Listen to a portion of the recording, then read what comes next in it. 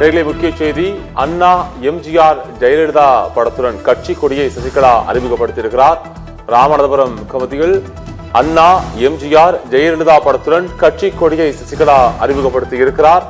புதிய கட்சியின் பெயரை விரைவில் அறிவிப்பேன் என்றும் சசிகலா தெரிவித்திருக்கிறார். ராமநாதபுரம் மாவட்டம் கமிட்டி நடந்த பொதுக்கூட்டத்தில் தற்போது அண்ணா எம்ஜிஆர் ஜெயலலிதா படத்துடன் கட்சி கொடியை சசிகலா அறிமுகப்படுத்தியிருக்கிறார். 9 ஆண்டுகளாக அமைதியாக இருந்தது போல் இனி என்னால் அமைதியாக இருக்க முடியாது என சசிகலா அந்த மாநாட்டில் தெரிவித்திருக்கிறார். இனிமேலும் நான் அமைதியாக இருப்பது மக்களுக்கு செய்யும் துரோகம் என சசிகலா சூளுரைத்திருக்கிறார்.